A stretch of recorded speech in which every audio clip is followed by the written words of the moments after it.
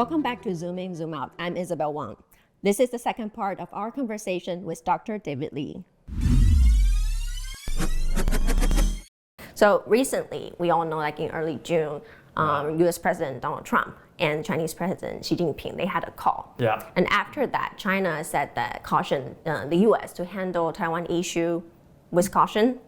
But the US, they didn't mention that in the statement. So what's your take on that?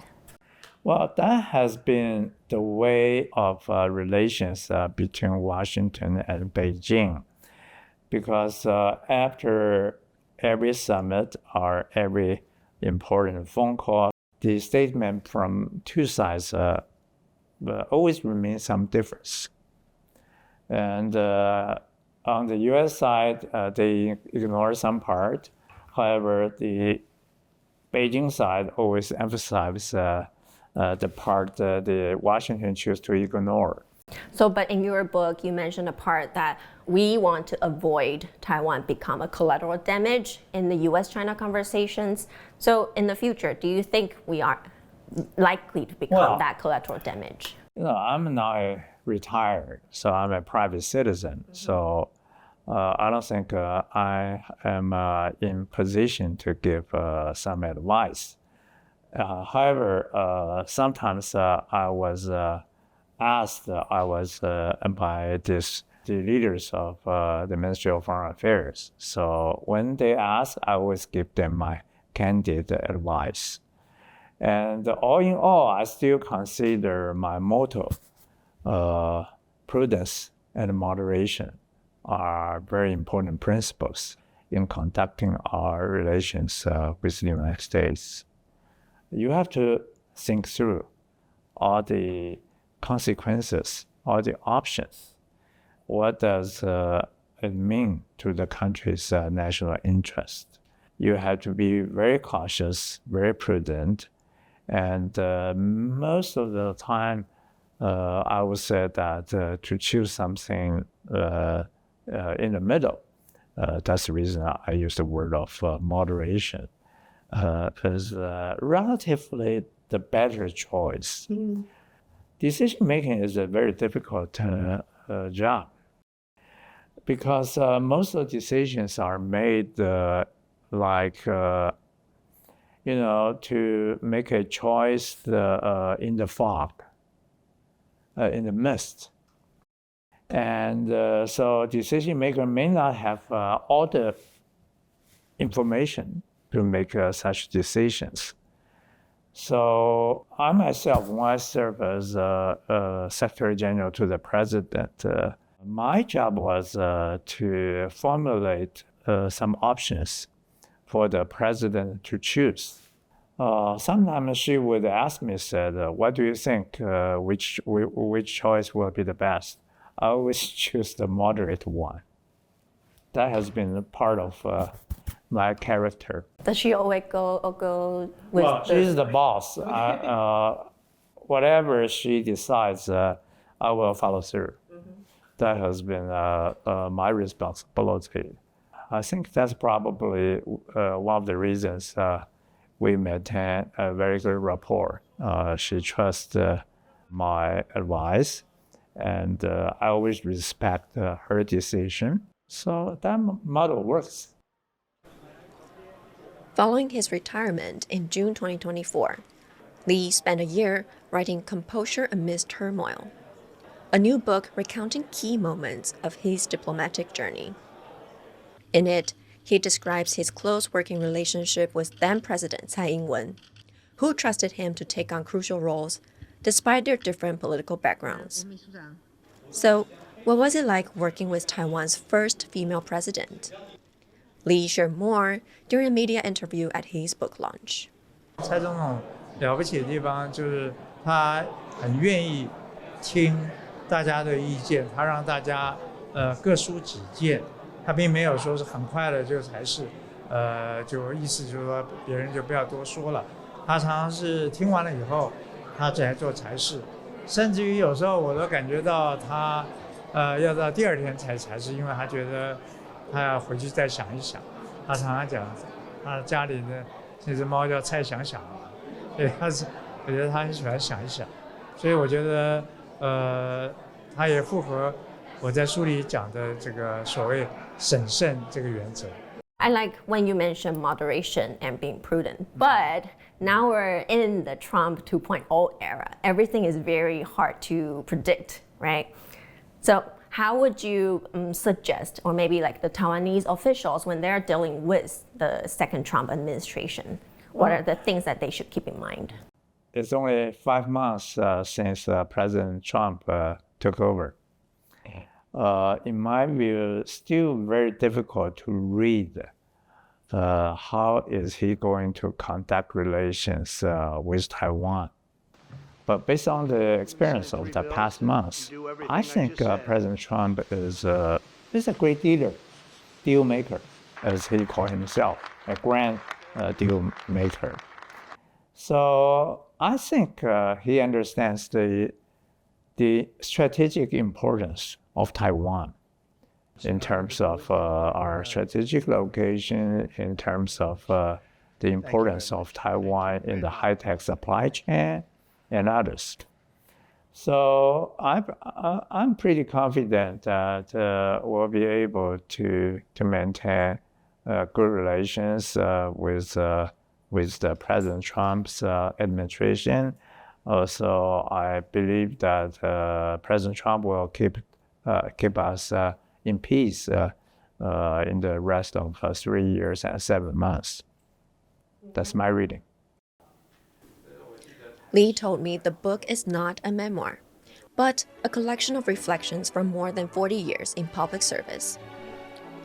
From once hoping to become a scholar to serving Taiwan in the States, the European Union, Belgium, Canada, and Australia through the late 1990s and early 2000s.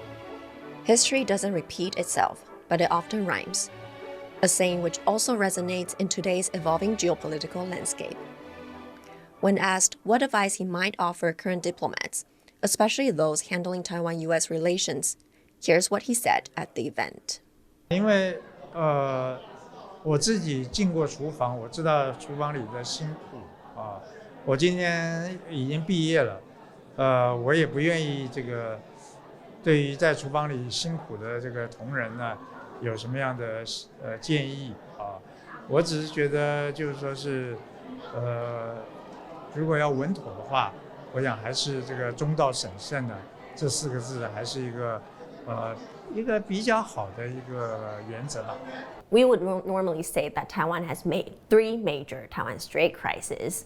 So I think you personally experienced the 3rd one, but at that time when it happened between 1995 and 1996, you were the head of the Foreign Ministry's Department I was North American Department Director General. What was the experience like at that time? So my rank was not as high at that time. And also I was brought back from Boston, I think right before the crisis. So my job was pretty much following the minister's instruction. And in the Speaker Pelosi's trip, I was Secretary General to the President. So at that time, certainly I could see the President every time she wants to see me. So of course, she is a national leader. Her considerations need to be more comprehensive. She needs to care not only foreign affairs, national security, also domestic politics. Therefore, her decision, her perspective needs to be very comprehensive. That's what the national leaders to make decisions amidst all the fog. So not easy.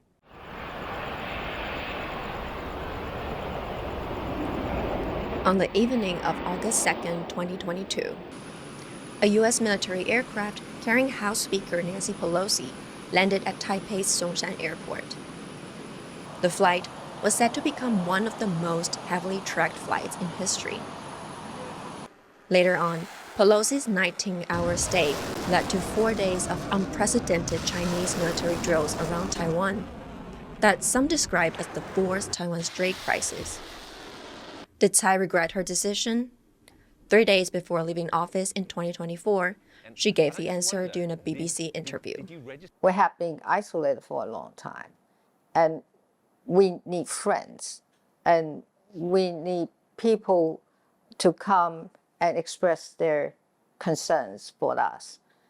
So for any president, you just can't say no to a visit like the Speaker Pelosi's. But the thing is that, of course, there are risks associated with it. So you have to manage the risk. So there are a lot of communications and diplomacies, the detail of which I cannot tell you, but there are a lot of work behind the scenes to make it less of an impact on the Cross-Strait situation. Li's book also revisited that tense period. As Tsai's Secretary General at the time, he recalled that at least 3 top national security officials had reservations about Pelosi's visit. But ultimately, President Tsai made the final call. 那当时我也在场，我也没有表示别的意思，其他我看到的2位也没有表示别的意思，所以说最后决定就是欢迎这个议长。But some may say that there's the potential of 2027 Chinese invasion of Taiwan.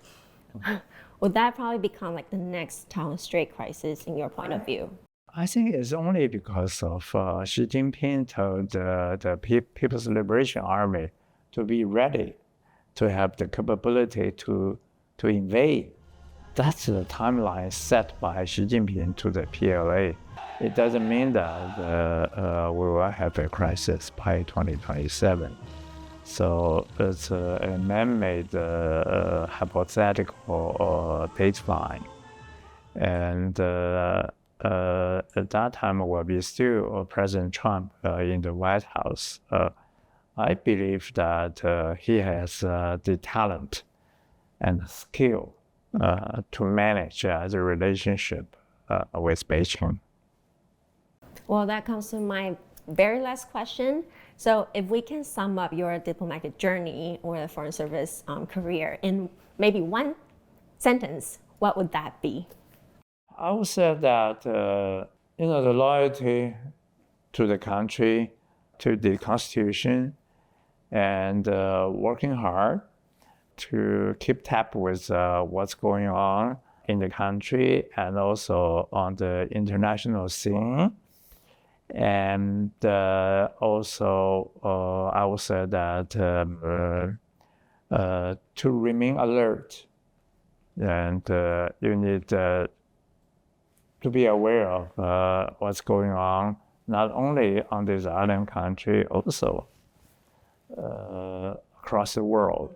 So my job was to give advice to the president. I was very honored to have that opportunity, that she listened to me, and I always respect her decision.